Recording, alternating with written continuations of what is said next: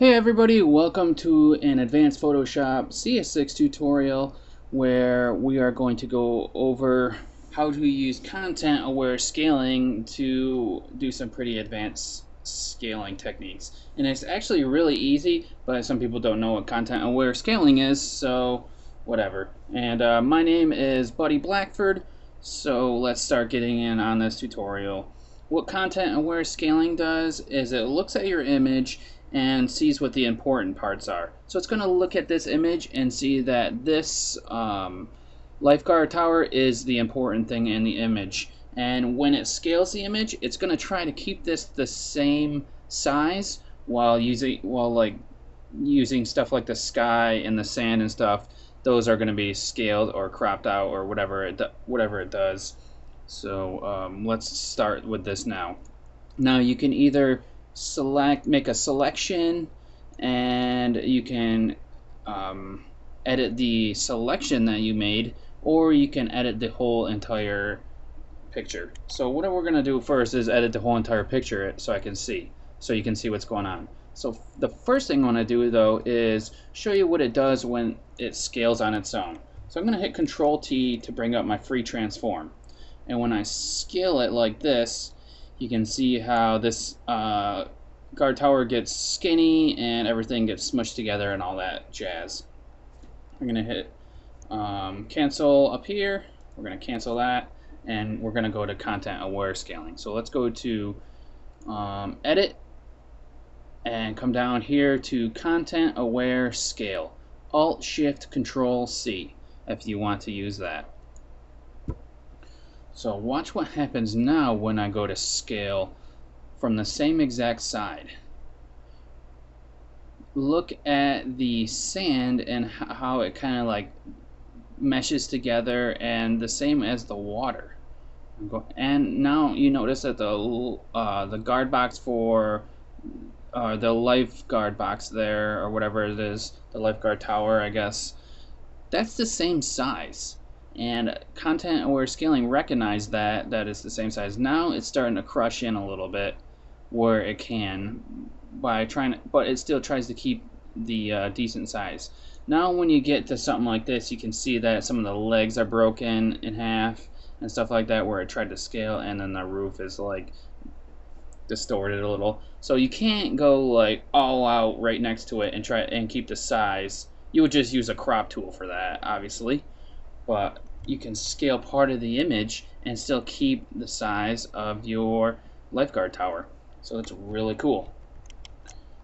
Now we've got a couple different options up here. This is the anchor point from where you're scaling, so it's your reference point. And just click on any one of the dots to set a different reference point from where you want to scale. You can enter in your different guideline, or enter in your different heights and widths and all that stuff for you, so you can adjust the scaling that way. We've got this button right here, which sets it back to what it was, sets it back to 0. It's this little triangle button. If you have it unchecked, it's going to have it at what your scale right here is set at. So if I start moving this, you can see that the x-axis is going, and if I move it this way, you can see that the y-axis is moving over here on these. So I'm gonna cancel, and then we're gonna go back so we can have our edit content aware scale, so we can have our options back up here. Now you can adjust the width and the height, and right now they are locked, so if I adjust the width to 50% of what it was, the height should also be affected. Is it not locked? Oh, now it's locked. So go back, edit. Oh man, I can't undo it. There we go. Every time you have to click on it again, which is pretty annoying. I wish it just would have like a reset button or something like that. So if you have this button unclicked, it'll do it independently. If you have this button actually clicked, then it will resize the scale and width around the same size. So that way there. And it's going to use the content aware scaling when it does this. So I can put it back to 100, and it'll be what it was before. Now this amount here Um, it's the amount of content aware scaling versus the amount of regular scaling. So if I put this amount to 0, it's just going to be like a regular scale, and it's going to basically do it like that. If I put this to 50%, it's going to be half content aware scaling and half regular scaling, and obviously at 100%, it's all content aware scaling. So that's a little thing you can use there. Adjust that to get like different kind of effects if you're going for that kind of stuff. Protect here, you can use an alpha channel to protect what you want to use. So if you had an alpha channel for this guard box here that you created, it would know to just use the guard box, or to use the lifeguard box, and it would know to use that alpha channel to protect the lifeguard box.